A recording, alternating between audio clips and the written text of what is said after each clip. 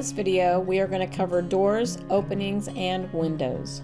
Since I kind of have this area done, the next thing I would want to do is to add my doors for this area. Doors going into bedrooms need to be no smaller than 2'8". If you can fit a 3-foot door, that would be good. Doors going into bathrooms can be 2'6", 2'4", 2 foot if you absolutely have to, but it really shouldn't be that small, especially on a house this size. Closets such as this can be 2 feet. What you have to think about is what's going into that space.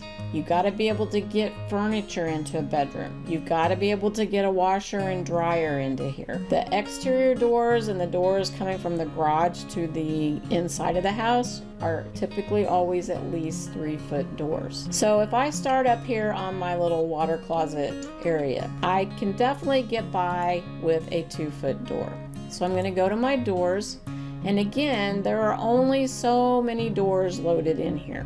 But for this door, all I need is a single flush door, unless I want to go to a paneled door, kind of like this one, but a single one. And you can go into the Revit and find those kind of doors, but I'm going to keep mine simple.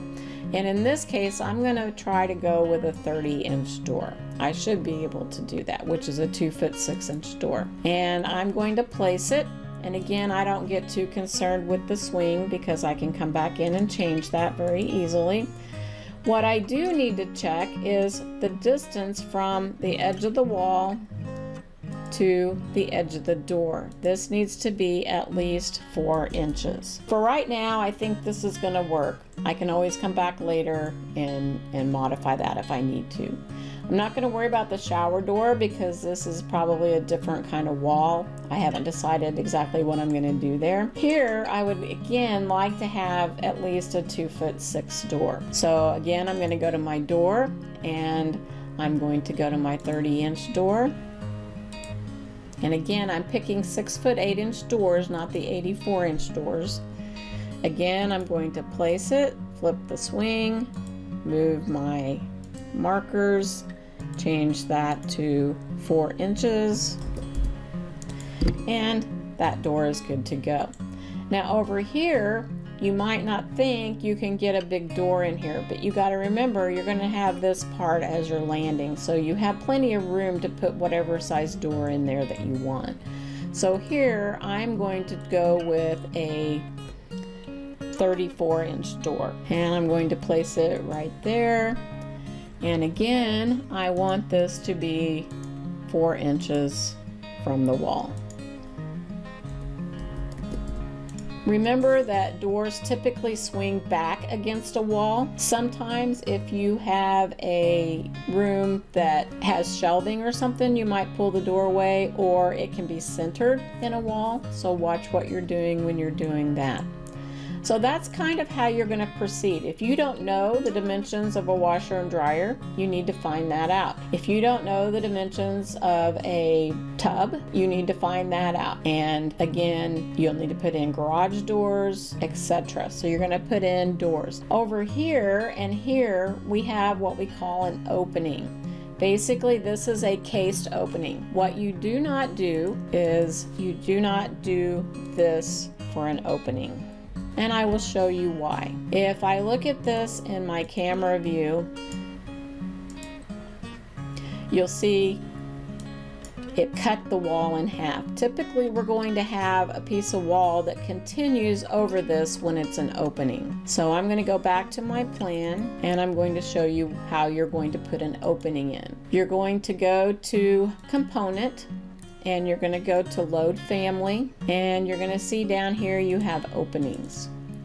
So if you look at the picture, this one is like a window size opening with trim. That's just an opening that the drywall is a finished opening. That one has a door, window, cased opening that's going to have trim around it. And then you can even have an arched opening if you want. And I'm going to go with the arched opening. And I'm going to say open.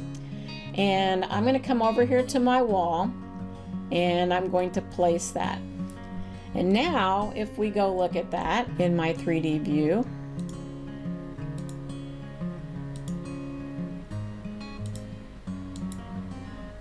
you see I have a nice opening, and that way my ceiling has something to die into. Again, if I go back to my plan, I can change the size of that opening. Right now it's 36 by 84. If I scroll down, you see I have one that goes up to 60. If you want to go larger, like over here is much larger, so I can add an opening like that. The last thing, after you add all your doors, your windows are what you need to do next. Right now you may not know exactly what kind of windows that you want. So again, if you go to architecture, you have to go to window, and you'll see again, we only have a very few in here. If you want to add more, you can go into your components and go to windows, and you'll see you have some other types of windows. Here you have a triple casement. So maybe you want to stay with all casement type windows. If I wanted to do a single, I might say open. And then when I get in here, I'm going to have different sizes. The first number is the width. The second number is the height. And these are standard dimensions that are used in real construction. So right here in my laundry, say I just want a small 24-inch, and I got to remember that my washer and dryer come up a certain height. They're going to probably come up to at least 40 inches. So if my head height's at 6'8", then I don't want the bottom of my window to be any lower than about 4 feet. If I go with a 24 by 36 and I come over here to the wall and I place this in my laundry room, you'll see it makes a nice opening in my room. You'll notice this has a swing on it because casement windows swing out. It can be a double swing, it can be a right swing, a left swing, however you want that to be. To make sure that it's at the height it needs to be, if I click on this and I go into edit type and I look down through here, you'll see it has the head height at 6 feet. I want the head height to be the same height as my doors, so I want that to be at 6'8", and then I'm going to say apply. Just to make sure that it's not down too low, I'm going to do a section through here. Once I do my section mark, if I double click on the blue, it's going to take me to that section of that wall. And again, I can go to my modified tools and I can do a measurement from here to here, and I'm at 3'8", which is probably sufficient. So setting your windows is important. And again, you may not know exactly which window you want to use at this point, but just put something in that's at the approximate size. In the next video, we will cover room tags and area tags.